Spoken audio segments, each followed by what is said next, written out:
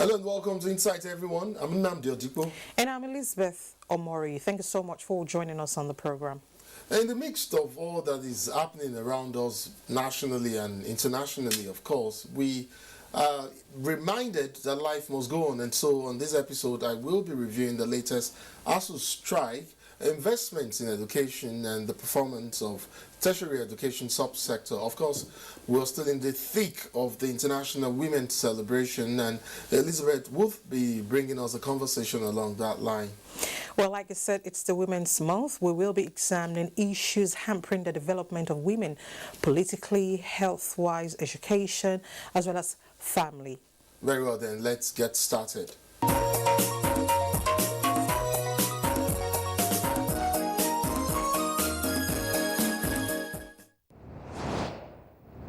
Well, we'll begin with the issue of public investment in education, the current performance of tertiary education in Nigeria, and the impact of industrial actions, i.e. ASU strikes, on the performance of that subsector. Of course, we will be also talking about the effects of repeated closure of schools and academic programs on students' learning effectiveness and how that has impacted generally on the undergraduates in schools. Again, there is the issue of the justification for industrial actions taken in the fight towards ensuring adequate funding for tertiary education in Nigeria and building a sound educational system for national growth and development. My guest is Dr. Kasim Umar, and he is the ASU chairperson, University of Abuja. Welcome to Inside, Doc. Yeah, thank you very much. You're welcome. So, Doc, I know the negotiations are still ongoing between ASU and the federal government towards resolving the current impasse. Is there something that you know about the negotiations that our viewers should know and that we should know as well? The government side is quite optimistic that all of the issues will be resolved soon. Presently, I haven't set a timeline for most of the issues that ASU has asked for. Where are we with the negotiations? Well, I think you have so many questions on that. Let me go straight to the current issue, which is the industrial action and the public universities. The negotiation are set by the federal government team through our own NTA. A renegotiation of 2009 agreements have been completed. The draft document is with the federal government, with the Ministry of Education, and we hope so that the implementation will commence immediately to forestall all these issues of crisis in the university system. Fantastic. That's good to know. I know the current strike is a function of disagreement over agreements not implemented yet. ASU does have processes of consultations, but in terms of standards and whether these processes meet ILO and other international trade dispute resolution standards, some would argue that ASU is often quick to down to. No, it is not true. If we go back to the history, since far back to 2009, we had an agreement. And that is why between 2009 to date, you have MOU, MOA, ranging from 2009, 2010, 13, 17, 18, 19, 20, and the whole thing is still at the cover of the federal government because you had an agreement with the federal government and there's no implementation. So we're not in a hurry to down tool. But the federal government always not sincere to the implementation of this agreement. Are you trying to say, Doc, that you explore all of the processes, your consultative processes before, and that strike is a last resort? Is that the point you're trying to make? Yeah, of course. That you see, in a situation where you had an agreement with the federal government, timelines are given, and the timelines will come and pass for nothing less than 10 months, 1 year. And until when they hear that, yes, the members of this union is deliberating on issue which they are not comfortable of, then that is when they now speed up. All issues that has been in the border between federal government and our union, the little they've done is as a result of strike. So they don't understand any language apart from strike. Doc, I can relate with ASU's grievances, and I bet you a lot of Nigerian university students can also do that. But I say this knowing that the best of libraries in public institutions are sometimes 5 to 10 years behind in academic literatures. Laboratories are bereft of essentials, and academic journals are fast depleting within the university ecosystem. This cannot all be handled in the short term. But tell me, which areas should priority be given in the short term, medium term, and in the long term? Look, all our issues before the federal government are issues of priorities. Okay. And we keep on emphasizing on this. One, the revitalization we've been talking about is as a result of federal government setting up an investigation team sometime 2000 to go all over public universities. And they saw this complete decay you're talking about. And we came back to the table, we said, okay, each year you needed an investment of 1.3 trillion naira on these public universities. And we come into an agreement that in each year, 220 billion naira should be spent on revitalization of public universities, which include all these various aspects you did mention of. But the question is, federal government have not done 1/3 of what they said. And that is the area. After how many years? 2009 to date. They've never done 1/3. So the university system also, like the issue of research, laboratory, have never been attended to. And federal government keep on again establishing university, making it as a constituency project. So what are we saying? It is still the same federal government who refuse to invest in educational system in Nigeria because they established these various universities. I've just give you the story. We see federal government came up an investigation team which went round these public universities in Nigeria under the platform of need assessment.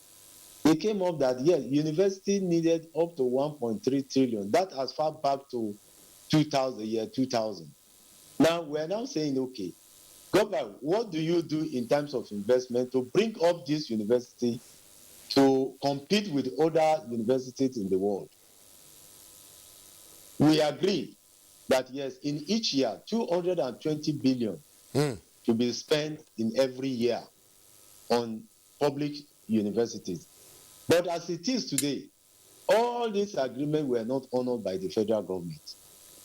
No investment. You are quite aware what is the percentage of education system in Nigeria? Less than 7%.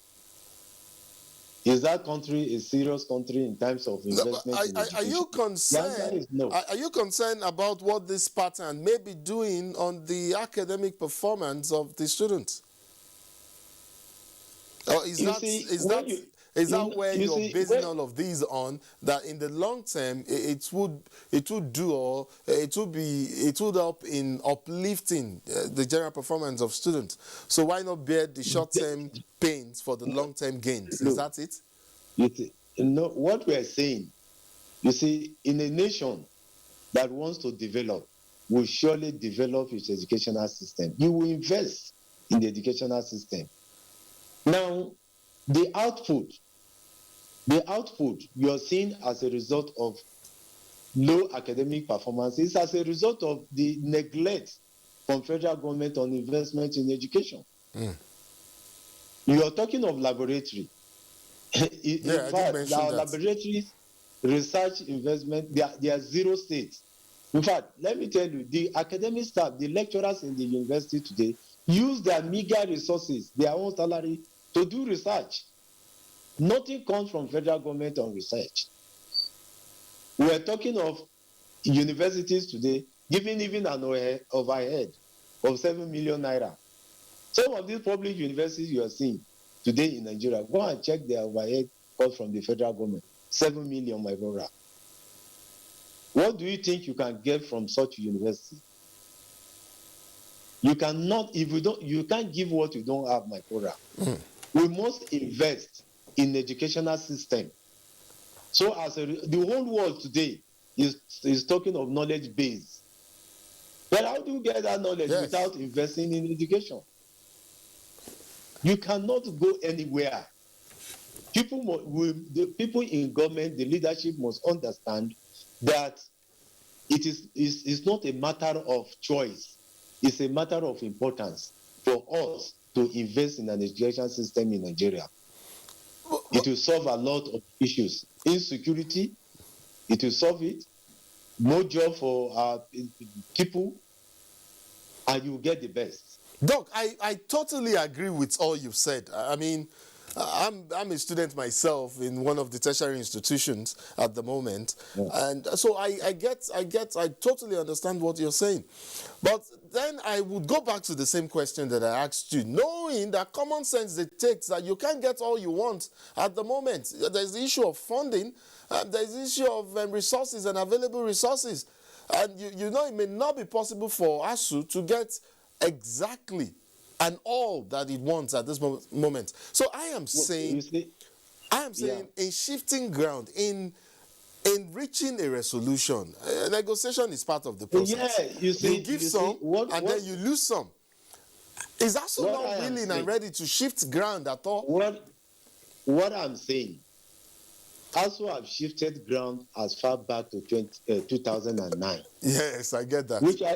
Which I said, we agree that, okay, you are saying 1.3 trillion will be spent in the universities, public universities in Nigeria. In each year, you are going to spend 220 billion. It is an agreement. It is a question of shifting ground. If we have not shifted ground, we will have said, okay, spend 1.3 trillion at once in the university. 2, we also agree that in each 5 years, the condition of service of the lecturers shall be reviewed. As we are talking to you today, since 2009 to date, we are still collecting the same salary, the same condition of service we were. And if you ask yourself question, even ordinarily in the market, what you bought, $1 to a naira was when? 100 naira to $1. What is it today? When you talk of even the research, the same meager salary you are giving is the same money you are using to do research, even for your promotion. And when you are promoted, you are not being paid arrears. They introduced what we call IPPIS, paying us an amputated salary, of which was even negotiated and was paid 2009. And we are saying in each of the year, this salary condition of service will have been negotiated more than 5 times before now. You, Doc. Again. Yeah, okay, let me let you land. Please go ahead and just land. Yes. Again, we are now going back to the same thing. The decay in the system is still there. Our condition of service is nothing to write home about compared to even our African country. No lecturer collects $1,000 in a month. Our salary is look, Professor Adba received 416,000 naira. Professor Adba, you can no longer enjoy promotion. Yes. You have reached your peak, 416,000 naira. Doc, my brother, again, I would just like to... Sorry, Doc, I'd like to just butt in here. Yeah. I'm sorry, but let me just butt in. Again, I'd like to reiterate. I totally get what you're saying. And I agree with you completely. Completely. I am not taking anything away from all you've said. I've made that quite clear. But my point and my question remains this, because all of what you've said accumulated from decades of neglect. Is it that ASU expects that government will in 1 year, 2 years, or 3 years, or 4 years clear all of these issues? That's my point. Granted, ASU has shifted ground. But I'm saying, is it also possible to segment some of these issues so that we get some in the immediate in the short term, we get some in the medium term, and then we get the rest of them in the long term. Yes, that is what we are even telling you, that the implementation of our MOA specifies what should be invested on a yearly basis in education. I'm coming. No, I'm coming. Yes, sir. I said the renegotiation of the draft agreement of 2009 FGN ASU agreement, which was submitted to federal government 2020. We were saying go back to that and implement. Oh, okay. Because all these issues that we're talking about, timeline was given within this period. We have drafted agreement on the condition of service, which was already submitted to the federal government. But it may interest you, why is the federal government talking of setting up another committee? The same government that set up committee last year, come into an agreement, submitted for finalization, now is setting up another committee to do what? We ask ourselves this question. Let me just quickly move you along here, Prof. Like you, I have often imagined that the consequences of this pattern of disrupted academic calendar is lost on us. Aside the students themselves and the general impact of incessant strike on their performances, universities also have the responsibility of producing their own core of academic personnel, that is the intellectual resource pool that will, through scientific research, generate new knowledge and innovation to solve developmental problems. How is all of this, the ensuing impact, affecting that goal? You see, in the first place, what is being done in some clients of the world, enable legislations are always made. Okay. In the first place, when you have we have international companies, local companies, if they are to embark on research, there is legislation that will mandate them to use your local content, invariably the academias you have in the country. But do you have that in Nigeria? The answer is no. We have the local content. We have the local content development act. No, what I'm saying, for the companies to patronize the academia in carrying out research being sponsored by these various companies, they don't. Rather, they go out there, use the international researchers to so simply because the issue. In fact, even government projects, who do you see as consultants as research? Is foreigners. Now, what I'm saying here is that if you don't invest in your system, there's no way you can develop, you can come out with an enabling environment where the people working there will prosper. It is not possible. So, Doc, you are admitting that it's also affecting the ability of the tertiary institutions to produce resource personnel for the development of same tertiary institutions. Let me put it, brain drain. Brain drain. Brain drain is really affecting the system. It is not even only the educational system. Go to our hospitals. Are doctors not running away from Nigeria? Look, we are saying that invest in this educational system so that you get the best. Where we are telling you that you cannot pay your academics at least a living wage.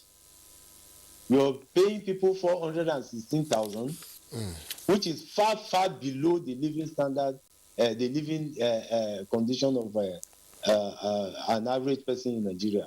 So what do? And producing more graduates. In fact, let me tell you, today, if you have first class in any of your department or this, tell them, we want you back to take up a lecturing job. He will just laugh at you and leave. Because once he gets out there, get a job, even with the federal government, some federal government parastatals, what he takes home is more than a professor's salary. So why is he going to waste his time in the university? I totally understand what you're saying, and I understand your fears and your concerns as well. I do hope that most of the issues that you have raised, most of the issues that ASU is presently agitating for would be resolved. Of course, we know negotiations are still on, and we're quite optimistic that they will be resolved soon. Dr. Kazim Umaru, Chairperson, ASU Chairperson, University of Abuja, it's been a pleasure having you on Insight. Thank you so much for your thoughts on this issue. Well, thank you very much for having me. So we'll continue the conversation. If Nigeria is to fully explore and optimize agriculture as a next generation moneymaker, it becomes necessary that we grow a generation or two of young Nigerian innovators with the capacity and skills needed to solve the biggest challenges in agriculture today. Well, to give context to that and speak on the prospect of agricultural entrepreneurship in Nigeria, I have Adadu Otse. He likes to be called Farmer Adadu. He's an agropreneur and he's also the host Agro Teller radio show. Welcome to the program, Farmer Adadu. Thank you so much. I know you don't see often people who are farmers around Nigeria anymore. Oh, no, plenty of them actually. It's okay. Fast becoming fascinating and interesting, and it's fast becoming attractive too, especially for young persons as well. But let me just kickstart our conversation. It is clear that farming has evolved and that agriculture is a massive business with lots of enterprising opportunities. So now I hear things like the future is smart. I hear things about smart farming. What exactly and how exactly would you describe smart farming? Speak to me in terms of how young agripreneurs are using smart farming to nurture the future of agriculture, and how they could possibly do that, in Nigeria with better energy, for instance, strategic water management, and all of that put together to optimize production. Okay, thank you for having me here. Smart farming generally, it's can be sometimes sound as a very bulky concept. But in my view, I think it's just tools you can find to strengthen your production and your final output on the farm. So irrespective of whatever you're doing, is to harness technology. It could be technology or any innovative approach you can use to get things done on the farm. So, because sometimes when you say smart agriculture, a lot of young people think they need all the billions to get all the equipment, to get all the robots, to get everything they need to put on the farm before to start. And most times it is difficult for them to start from that point because they may not have any structure in place before that time. So it's basically, for me, anything you can do to enable your business, your agribusiness. For instance, if you are raising large animals, what are the little innovative way you can put one or two things together to ensure that your animals are in good shape, you have the best practice, and then you are able to get the best output from the little investment that you have. Because if we make it look very bulky, a lot of Nigerians may not act. I know a lot of young people, they will tell you they need all the money and the savings to start. And if we have to wait for them to start, our population is rising very fast, and it's important that we feed our country and our people. It's a call to support humanity as urgent as we can in view of our population and the huge number and how fast the Nigerian economy is also growing. So I think, if we can get anything in place that will enable our outputs on the farm, for me, that is smart. It could be you converting a pipe to enable water to get to your pen in a very smart way that you don't have to spend extra money. For me, that's a smart approach to enabling your outputs. And at the end of the day, what is more important is not about how smart it looks, it's about using what you have to get things done in your little space. So productivity at the end of the day is not an outcome of hard work, but working smart. Yes, to a great extent, because, for instance, there are people who are growing ugu, for instance, in the city of Abuja within very small space. They are not doing it very much that you can say, but they've been able to run pipes around their farms, and they're able to grow ugu to the extent, to the point where they are able to make certain amount of money that is enough to sustain the business and ensuring that they are also creating wealth for themselves in that little space. And not that they are doing massive, maybe like 1 hectare or 10 plots or anything. They could even be doing that within their premises. Yeah, they could be doing it within a 50 by maybe a 750 square meter space, and they are fine and they are making money, because sometimes this approach of wanting to start from a very big concept is the reason why we're not getting things done. So everybody wants to have the 10 hectares overnight. In reality, these things are not obtainable. And if you, I mean, I've traveled around the world, I've seen a few countries where people get things done. Most of the innovations you see that go out for commercial value started as a micro concept in someone's farm. I've been following, I'm a very big advocate of the drip irrigation solution. And that irrigation solution, if you hear the history of how that irrigation solution came about, it was just a plumber who was in Israel who noticed there was a leakage, who traveled and came back and noticed that water was standing somewhere at a point where there was a tree. And after he returned back, after months of his trip, he realized that that tree had gained so much and was doing very well. And that was how the innovation of drip irrigation started, some 60 years ago. And now drip irrigation is a major tool. Now drip irrigation is a big thing in agriculture, because it's now a major part of off-season farming. True.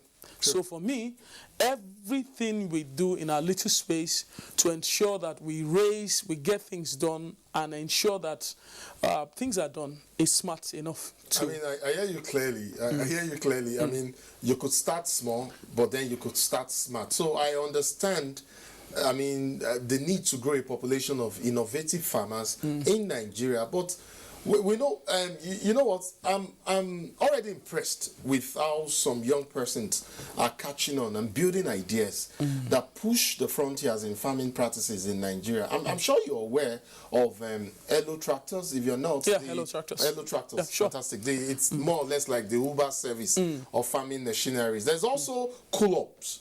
If you've heard about it, it is a chain of solar-powered coolers in rural areas for farmers to preserve their produce. You know, and then the offtake is in good condition to get to the off-takers. Yes. How expansive and creative can some of these young Nigerians, how young they get, and how far can we push, you know, agripreneurship development in Nigeria? Okay, so the reality of the Nigerian environment is that we have so much opportunities everywhere you look around. And that's why we have most of the Chinese jumping in. We have most of the Indians coming into the countries. We have people from all over the world coming into Nigeria and taking advantage of this space. And they understand that it's becoming more urgent for us to grow more food as a people. And just like you mentioned, the Hello Tractors and a few other team who are really doing the great stuff in the space.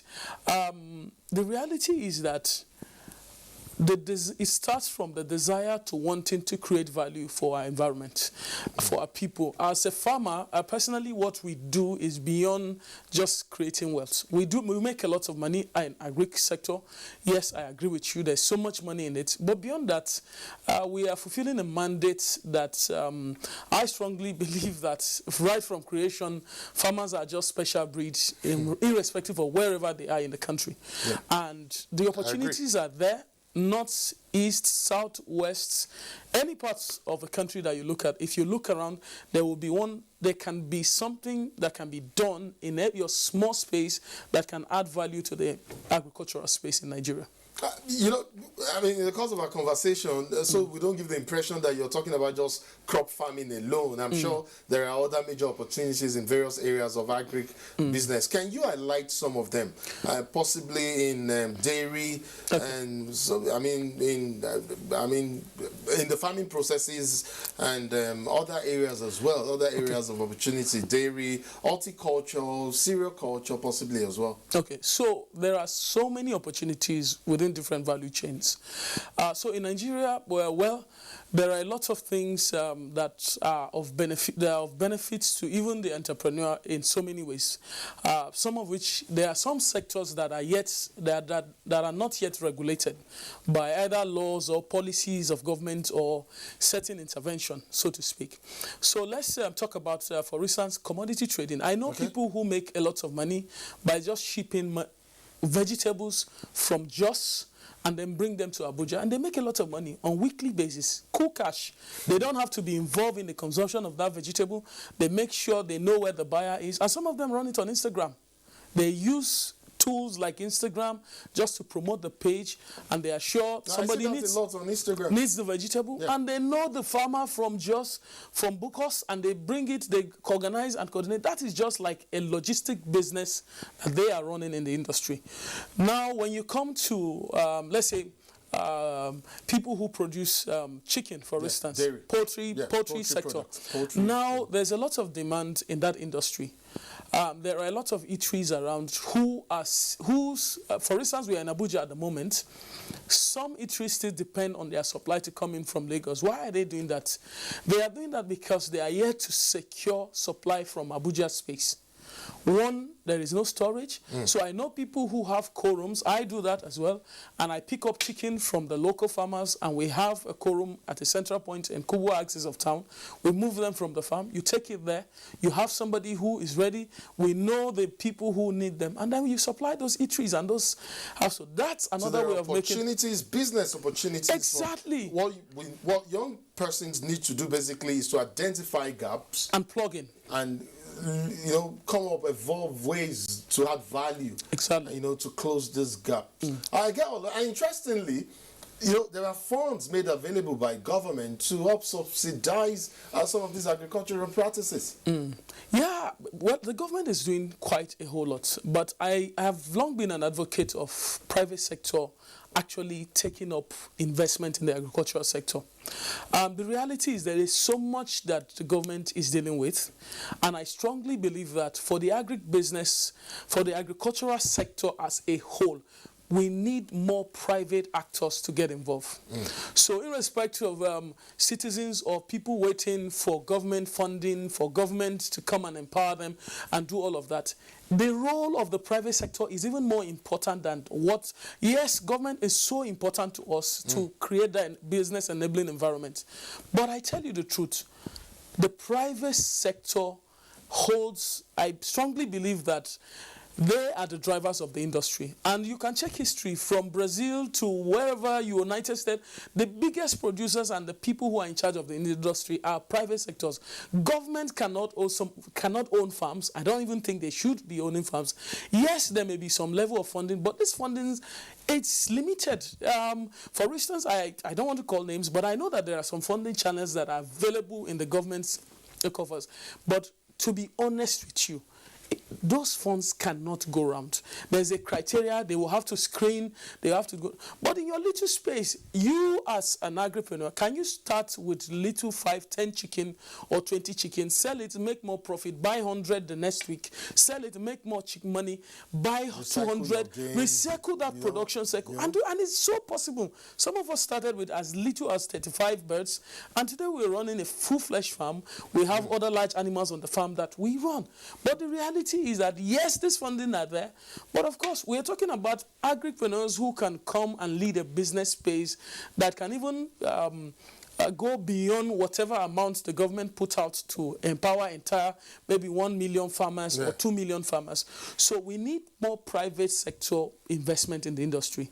That is the way forward. I hear you. So earlier on, we started our conversation by talking about the concept of smart farming. It brings to mind the viability of integrated agriculture in Nigeria. But then it will seem that the difficulty in establishing such ventures isn't only in capital investment that will be needed to attract these, but also in the skills needed as well. Would you say that the gap is rapidly closing, or the pace is slow but steady? Okay, in terms of integrated, of schools, yes, okay, yes, integrated for integrated agriculture. In all honesty, yes, there's a lot of people are really not informed about some of these opportunities, and is one of the things that drive my team to spearhead a radio program here in the city of Abuja called Agrotella Radio Show to promote. Yeah, we've heard about your radio show, Agrotella. Yes, to break that knowledge gap. A lot of people don't know what to do. That whole conversation started when some of our team were contacted to run a summer school for a leading private school here in the city of Abuja. And we realized that most of the kids actually know about hen and chicken, but some of them actually thought that the eggs are actually baked and not by the hen. They know that there's a connection between the hen and the chicken, but they all believe that the eggs are actually cooked or something. So at the end of the day, it was so surprising. These kids' parents pay so much for their school fee, and they're doing a whole lot. And we had to say, wow. And we realized that so even you're feeling a knowledge gap, basically. There's a huge knowledge gap. The skill sets are not there. How do we begin to close the knowledge gap so that people begin to take advantage of opportunities like this, so that we don't have yeah. Yes, please go ahead. Yes, like what we are having the conversation right now on this show. It's so important that every citizen of this country understand the opportunity that is in the agri sector. For the skill set, yes, people go to school, but I think the educational structure of our society needs to also tally with the current trend of events. I don't know, maybe we'll have to find a way to get the Ministry of Education, even from primary school, let there be a synergy of, I don't know how they have to update it, but we're in a generation where you literally have to update your software almost every 24 hours. So if there is a way we can harness or update the information that are in a regular textbook from the primary school that agriculture is taught in the class under civic education or whatever subject that is being taught, that will go a long way in breaching that skill set. Because yes, sometimes it will amaze you that people come in with so much investment and then they are forced to also come in with people from outside the country to take up jobs that are meant for Nigerian youths. Exactly. And young people are supposed to occupy that space. But because that skill set is not there, of course, no investor will want to give out his investment to people who don't understand how to manage certain things. So yes, that challenge is there. But I think we are also making progress because if you look at it, there's a little awakening even among people that the agricultural sector has so much to also offer. Another issue I'm curious about is agricultural output processing and packaging of derivatives. That has also been a major challenge within the sector. But are we beginning to get a sense of appropriate food packaging solutions for our markets locally in the first instance? Yes, to an extent, we are making progress. I am very optimistic about the country called Nigeria. It's my country, and it's important that we are making progress from where we are. Now, yes, sometimes some of the practice are not. We are still not there where we are, but I assure you that there have been a lot of people who are. I know 10 years ago, the packaging of poultry products, for instance, isn't how it is right now. You see very attractive packaging right now that helps make the product. It helps very interesting. Very attractive. So packaging is so important, and processing generally so important. I, as a meat processor myself, I was out of the country to learn just this process in far away in Brazil.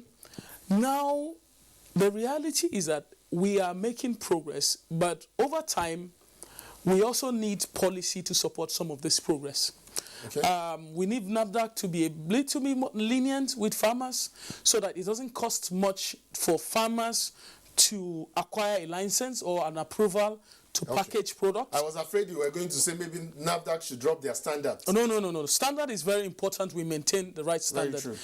And yes, there are other aspects that affect production, especially for meat processing facility. Electricity is a major thing, and it's important too that maybe we have to find a way for hubs and centers where production demand is also very high. We can give consideration and maybe create a hub where you can take care of people who are are managing such sensitive products like meats and vegetables, and then we can provide more avenues for them to flourish in the business. For me, I think, yes, some of those little infrastructure by government can enable business for an average farmer who is also trying to go extra mile to create wealth for himself and then for humanity, and to be sure that everybody is fine in the society. Oh, wonderful. Again, I hear you. You know, just before I let you go, I do agree. And I mean, of course, a lot of people out there would agree there are still subsisting challenges with regards to whether commercial agriculture, you know, and the rest in Nigeria, even with smart agriculture and all of that, there are challenges. How do we begin to overcome some of these subsisting challenges, and perhaps in a way that we strive to meet international food safety standards, and you know, up our production and up storage as well, and so that we can begin to meet certain targets that we've set for ourselves as a country, to meet national local consumption targets, and even begin to think of exporting only quality products that can sell, you know, abroad as well. Okay, so for every industry, just like the agri sector is driven by demand and supply. First, for the farmer, it's important you know what is the market demand, what do the consumer want, how do they want it, and what is the best standard practice.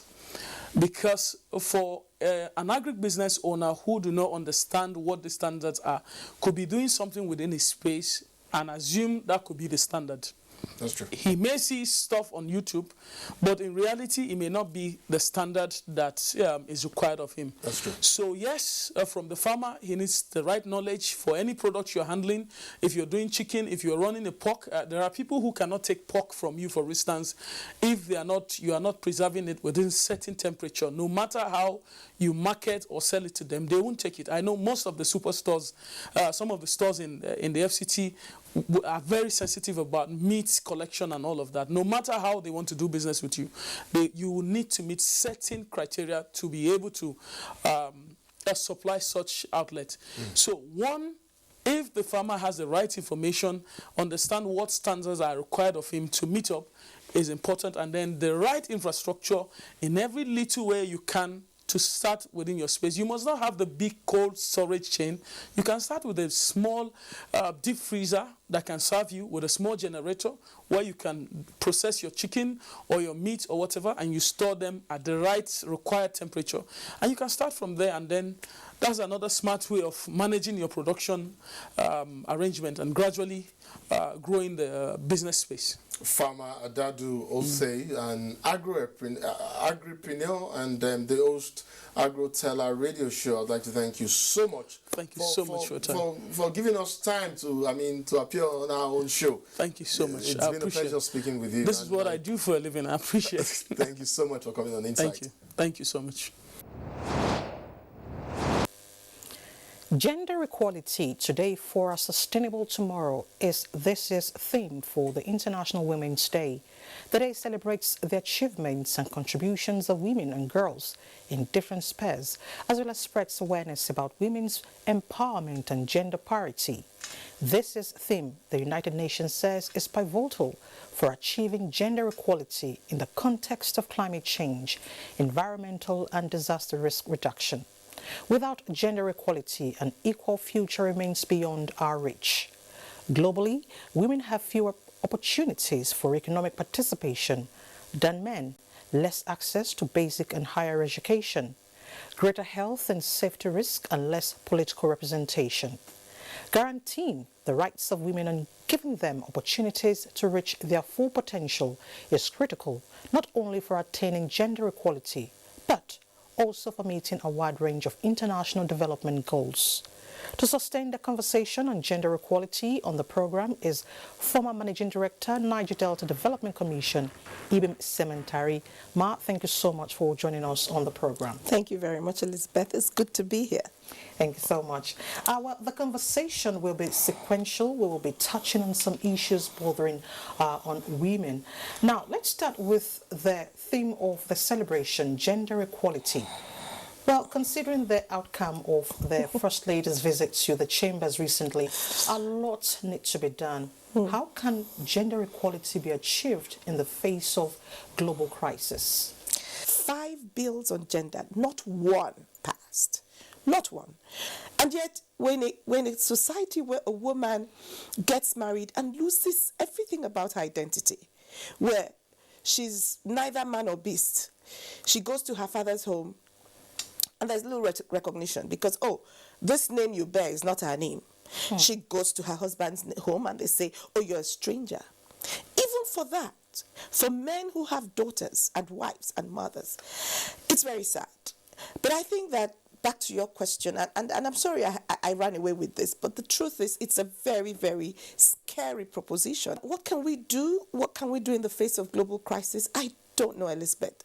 I think we can just keep pushing, keep asking, keep demanding, keep requesting, keep explaining to our sons and husbands and fathers that every time they take decisions like the decision taken on March 1st, they make it impossible for us as women to exist. Right now we have about 96% of the National Assembly being male and a paltry 4% being women. What does that mean? In the formulation of laws and policy, it matters to have a total picture. And having an imbalanced National Assembly means that we do not have a total picture. We have a one-sided view. And that would affect our lawmaking. Therefore, that would affect how our nation develops. So that's one. The second and very important one is the fact of saying, if I'm a woman and I get married, my husband has no rights to being a Nigerian. And yet it's automatic that if a man marries, his wife has those rights. Am I less Nigerian than the man? What does that really mean? It means that we also lose the best of us. Where I come from, when we marry out our daughters, we want to see them come back home with their husbands. We want our in-laws to be able to visit. That is a very African thing. Okay, what about the third one that says that if I marry from Sokoto State and I'm from Abia, I do not have a right to be called a Sokoto State woman. And yet I have been uprooted from my livelihood, from my home, from everything I know. And I have just agreed to have a new family. And I'm told, you cannot be part of this family. Quota system is happening in at least 33 countries in sub-Saharan Africa. This issue we're talking about, reserved seats, which they say no to, is happening in Rwanda. You know, we all like to announce Rwanda. It's happening in Rwanda. It's happening in Uganda. It's happening in Tanzania. And these are countries that we like to say, oh, you know, Rwanda is such a wonderful showcase. Okay, so good. But we don't think it's all right for us. So really, Elizabeth, I don't know. I'm not sure this was deeply thought through by the men who said no. I'm not sure. I think there has to be a rethink. Well, let's move on. Let's talk about economic empowerment. It is another aspect of development. How far have we fared in equipping the Nigerian woman financially? Property rights, for instance, you know, in many parts of our country, women do not have properties in their names in terms of inheritance laws. Now, more and more women are beginning to buy properties in their names. So very often, at least my generation, most of us bought properties with our husbands. So in terms of property rights, so if you want to get a loan from a bank, how do you collateralize that loan? That is one of the issues. So access to credit has been a major issue. Fortunately, there are new initiatives various financial institutions have brought that are opening up the space for more women. And I think that as women get educated, there's a bit of improvement in terms of access to credit. However, a lot of women are not economically empowered. And again, for many reasons. I don't know, yes, marriage maybe, but women, if they have to raise kids, for that period they're raising kids, they're not actively earning. I mean, they may earn a salary, but there are many things they can't do. They probably can't moonlight as often as their male counterparts. So they do not have access to the wide range of services. As a woman and you're a married woman and they say, tell your husband to come. And perhaps she just wants to do her business. And maybe the husband does not think he wants his wife getting all that money and becoming richer than himself. So he's like, no, sit at home. So there are a lot of things that militate against women. But the good news, Elizabeth, is that with constant education, constant advocacy, constant inclusion, we're finding a bit of policy shift in terms of access to credit. And I think women are not where they used to be. We can be in a better place, but it won't quite be factual to say we haven't moved, that hand of the clock hasn't moved at all. It's moved very, very painfully slowly, but it is moving. It is moving. All right, there's also the issue of gender abuse. This takes its toll virtually on all aspects. How can we strengthen advocacy against it? You know, I think that the real issue is the issue of speaking up. Honestly, we should have more women who are willing to drag their philandering, abusive husbands to the police stations. We should have more mothers who are saying to their sons, you cannot abuse another woman. I will not stand for it. And telling our sons that no means no. That's very important. But also the fact that we need to empower women with skills and with ability to earn, ability to be strong, with education, with reproductive rights training. All of these are things we need to do so that we can have more women who are able to stand on their own and say no. Having gender desks at police stations is helpful. And the work FIDA is doing is phenomenal. Having more female lawyers who stand up and say, you know what, we side with the abused. But also having society and having mothers, because sometimes it's families and mothers are saying, oh, no, you can't embarrass the family. You can't embarrass your husband. You think about your children. Having more mothers who are willing to say, I'm not going to keep quiet while my daughter is being violated. Having more women who are going to say, you know what, we stand for that sister who's being abused. I think that issue of the collective is something we need to think about. Strengthening the women ministries and women commissions to actually do their work. Strengthening community-based organizations and civil society organizations and NGOs who work to support women. Strengthening them is something that we need to also do, because quite frankly, when it comes to this matter, it really does take a village to end it. Of course. Yeah. Well, empowered women and girls contribute to the health and productivity of their families, communities and countries, creating a ripple effect that benefits everyone. Of course, education is critical in this regard. How do we get more women to embrace education? We've made some progress in having more girls going to school. Retention remains a challenge, and having them in tertiary education also remains a challenge, because once they are in, they get into the secondary school and then their parents say, you know what, we can't take you beyond this. But at least they get basic education. So yeah, we do still have a challenge, but again, I like to look at the cup as half full. We see some measure of progress. Is it sufficient? Not at all. We're still very much behind, but there is progress. All right, before we talk about the security of women generally, let's touch on the issue of politics. Women play an important role when it comes to politics. Are we there yet? I mean, Elizabeth, look at the bills. The bills have just said that we're not there. What are you talking about? Who is afraid of having just a few more women? Where at 35%, you still have 65% men. So if we vote, the men will still win. Oh. Wow, interesting. And now let's talk about security. How do we protect the rights of women in the face of global security challenges? Now, Russia and Ukraine at war. The safety of the woman should be guaranteed. I know. How do we guarantee that? And it's so sad, watching TV yesterday.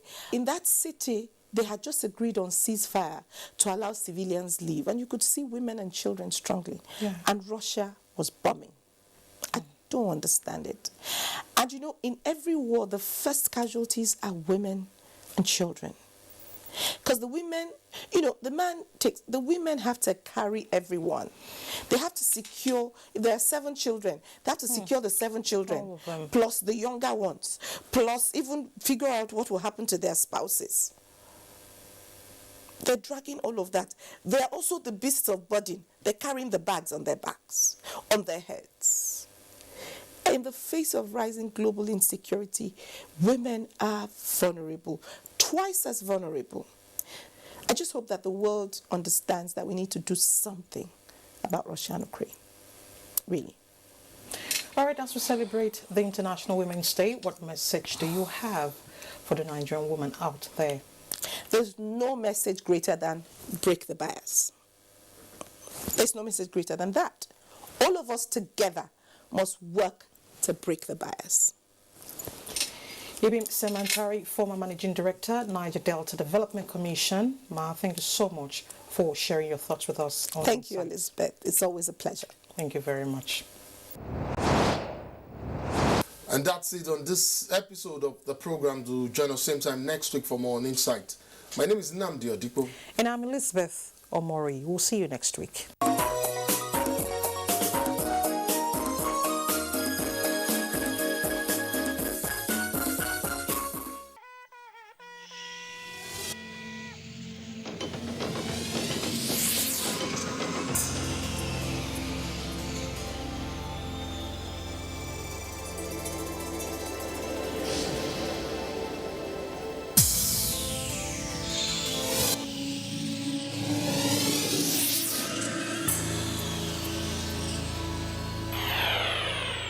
NTA, you can't beat the rich.